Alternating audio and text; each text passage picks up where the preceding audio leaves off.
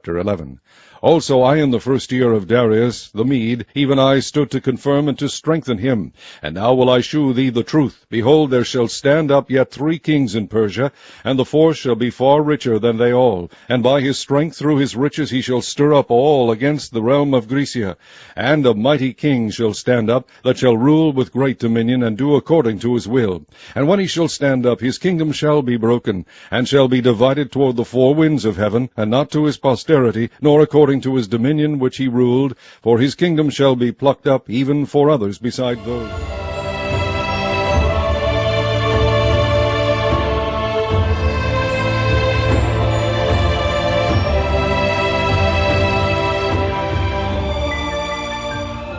King of the south shall be strong, and one of his princes, and he shall be strong above him, and have dominion. His dominion shall be a great dominion. And in the end of years they shall join themselves together, for the king's daughter of the south shall come to the king of the north to make an agreement, but she shall not retain the power of the arm, neither shall he stand, nor his arm, but she shall be given up, and they that brought her, and he that begat her, and he that strengthened her in these times.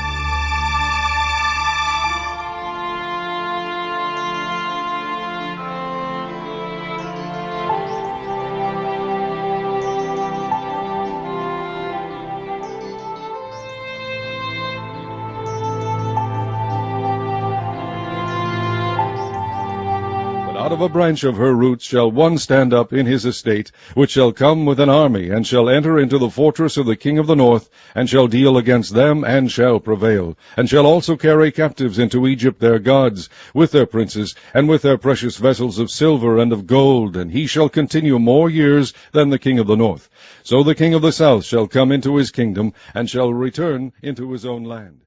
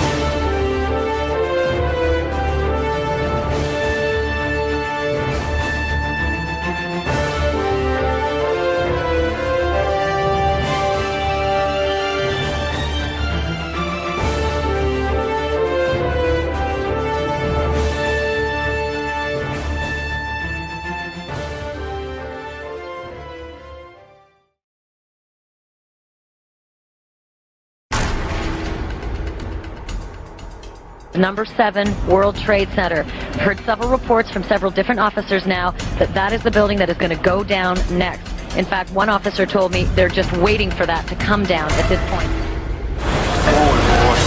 You hear that? Keep your eye on that building. It'll be coming down. Building is about to blow up. Move it back. All right, guys. And it sounded like a countdown. And at the last few seconds, he took his hand off, and you heard 3, 2, 1, and he was just saying, "Just run for your life, just run for your life." And then it was like another 2, 3 seconds. You heard explosions, like boom.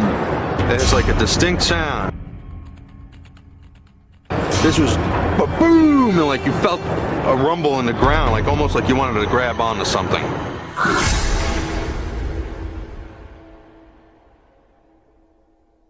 According to Larry Silverstein, on the morning of September 11, 2001, he attended an appointment with a dermatologist. I was getting a call from the fire department commander telling me that they were not sure they were going to be able to contain the fire. And I said, you know, we've had such terrible loss of life.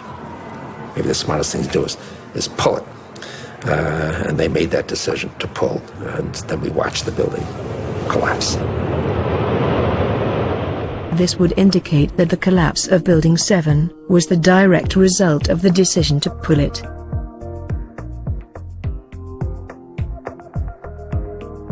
As a successful property developer, Silverstein would have gained considerable experience in hiring contractors to carry out controlled demolition of buildings.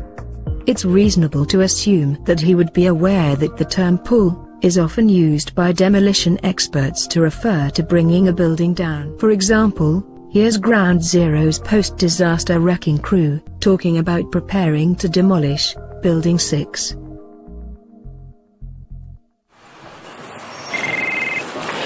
Hello?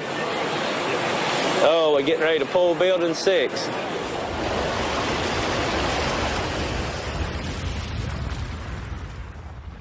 When referring to Building 7, it was Silverstein who suggested that the smartest thing to do was to pull it. And I said, we've had such terrible loss of life.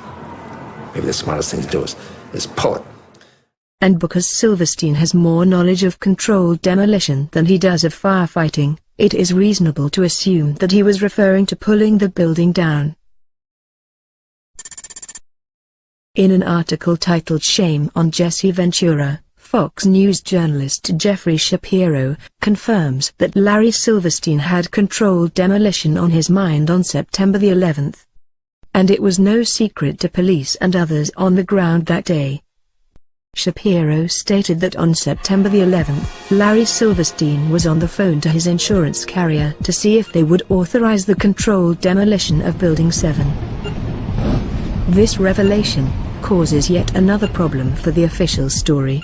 How could Silverstein expect to carry out a controlled demolition when it takes several weeks to prepare a 47-story building for demolition?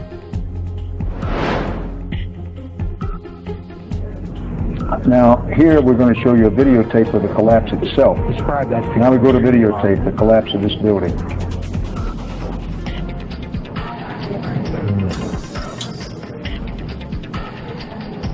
It's amazing. Amazing, incredible, pick your word. For the third time today, it's reminiscent of those pictures we've all seen too much on television before, when a building was deliberately destroyed by well-placed dynamite to knock it down.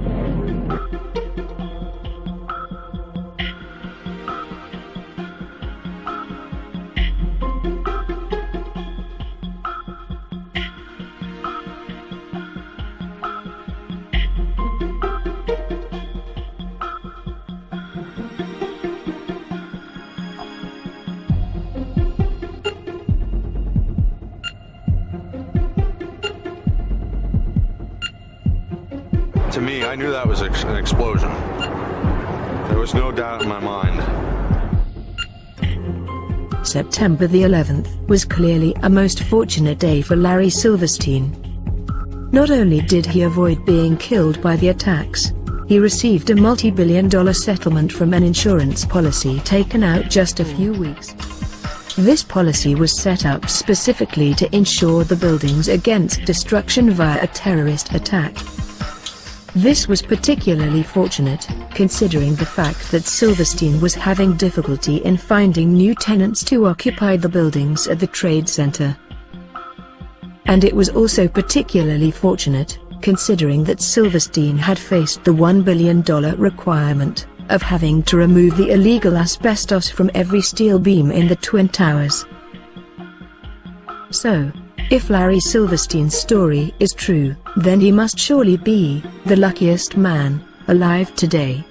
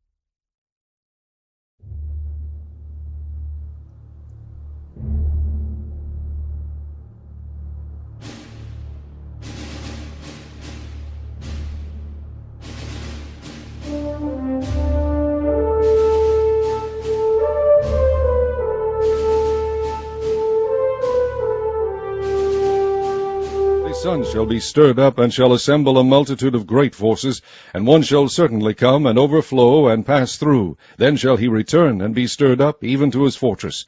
And the king of the south shall be moved with choler, and shall come forth and fight with him, even with the king of the north, and he shall set forth a great multitude, but the multitude shall be given into his hand. And when he hath taken away the multitude, his heart shall be lifted up, and he shall cast down many 10,000s, but he shall not be strengthened by it. For the king of the north shall return, and shall set forth a multitude greater than the former, and shall certainly come after certain years with a great army, and with much riches. And in those times there shall many stand up against the king of the south. Also the robbers of thy people shall exalt themselves to establish the vision, but they shall fall. So the king of the north shall come, and cast up a mount, and take the most fenced cities, and the arms of the south shall not withstand, neither his chosen people, neither shall there be any strength to withstand. But he that cometh against him shall do according to his own will, and none shall stand before him. And he shall stand in the glorious land, which by his hand shall be consumed. He shall also set his face to enter with the strength of his whole kingdom, and upright ones with him. Thus shall he do. And he shall give him the daughter of women, corrupting her, but she shall not stand on his side, neither be for him.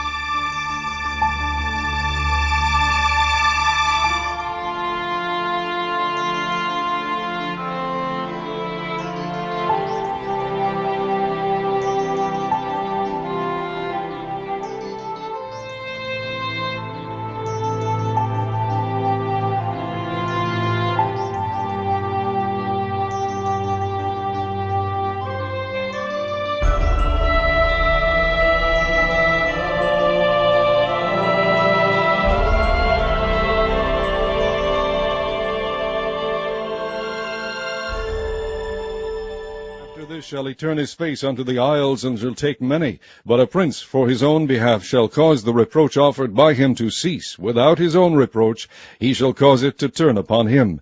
Then he shall turn his face toward the fort of his own land, but he shall stumble and fall, and not be found. Then shall stand up in his estate a raiser of taxes in the glory of the kingdom. But within few days he shall be destroyed, neither in anger nor in battle. And in his estate shall stand up a vile person, to whom they shall not give the honor of the kingdom, but he shall come in peaceably, and obtain the kingdom by flatteries.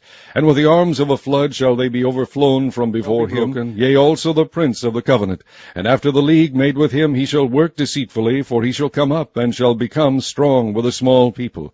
He shall enter peaceably, even upon the fattest places of the province, and he shall do that which his fathers have not done, nor his fathers' fathers. He shall scatter among them the prey, and spoil, and riches, yea, and he shall forecast his devices against the strongholds, even for a time. And he shall stir up his power and his courage against the king of the south with a great army. And the king of the south shall be stirred up to battle with a very great and mighty army. But he shall not stand, for they shall forecast devices against him.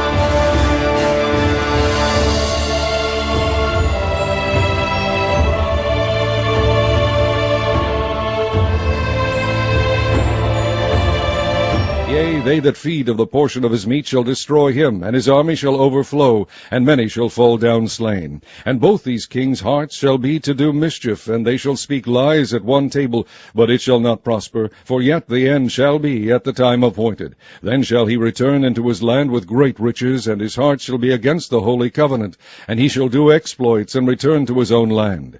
At the time appointed he shall return and come toward the south, but it shall not be as the former, or as the latter. For the ships of Chittim shall come against him, therefore he shall be grieved, and return, and have indignation against the holy covenant. So shall he do, he shall even return, and have intelligence with them that forsake the holy covenant.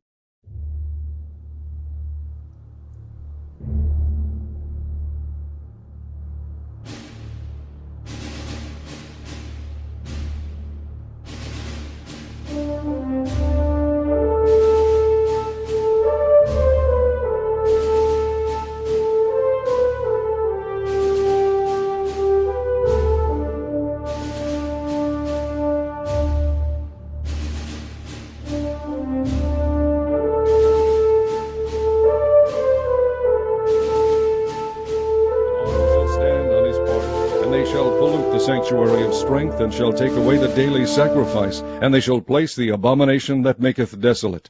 And such as do wickedly against the covenant shall be corrupt by flatteries, but the people that do know their God shall be strong and do exploits.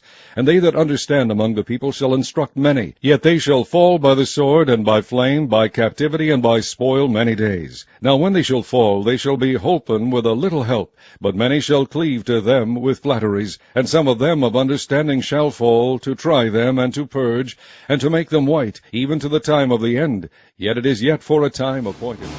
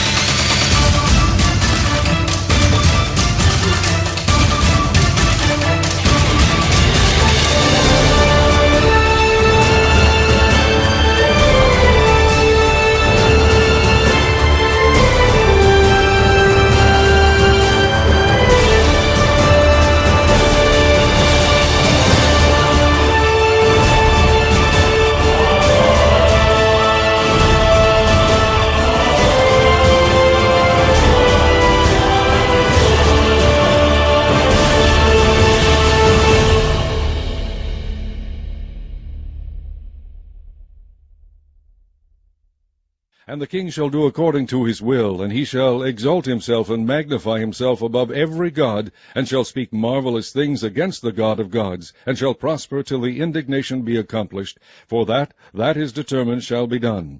Neither shall he regard the God of his fathers, nor the desire of women, nor regard any god, for he shall magnify himself above all. But in his estate shall he honor the God of forces, and a God whom his fathers knew not shall he honor with gold and silver, and with precious stones and pleasant things. Thus shall he do in the most strongholds with a strange God, whom he shall acknowledge and increase with glory, and he shall cause them to rule over many, and shall divide the land for gain. As the Holy Quran tells us, the Holy Quran teaches that, the Holy Quran tells us, and the Holy Quran also says, Muslim king, well, he did not do it to the British Queen of England. And by bowing, he showed the world that I am subservient. I do bow down to you as a Muslim king, something no other president has done with Saudi Arabia.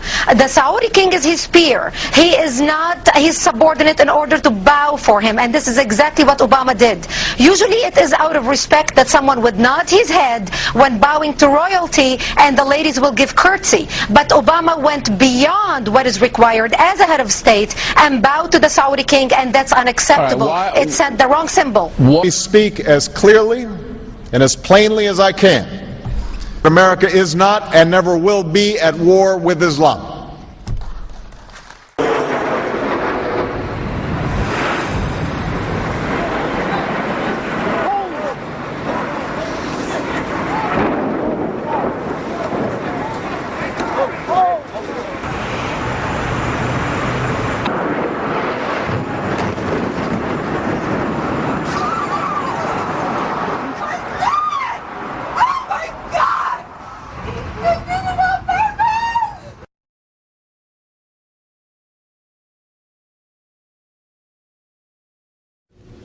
Thank you. And Ed Shoma Mubarak.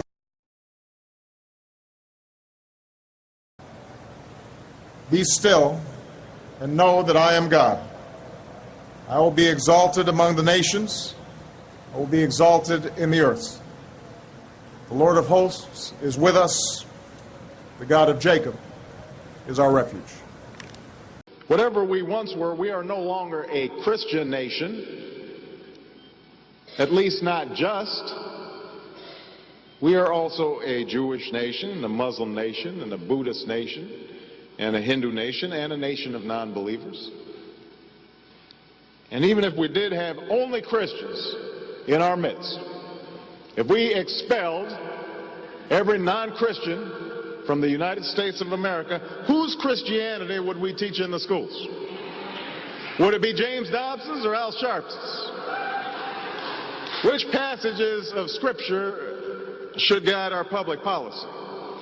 Should we go with Leviticus, which suggests slavery is okay, and that eating shellfish is an abomination? Or we could go with Deuteronomy, which suggests stoning your child if he strays from the faith?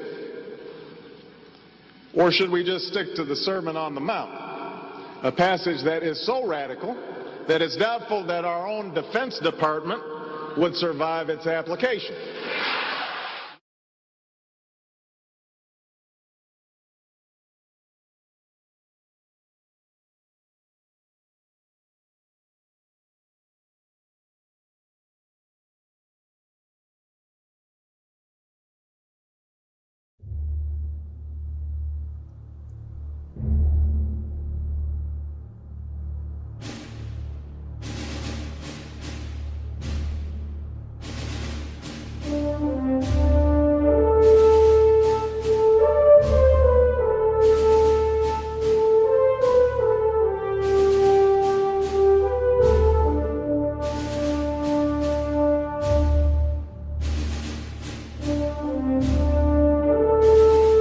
And at the time of the end shall the king of the south push at him, and the king of the north shall come against him like a whirlwind, with chariots and with horsemen, and with many ships, and he shall enter into the countries, and shall overflow and pass over.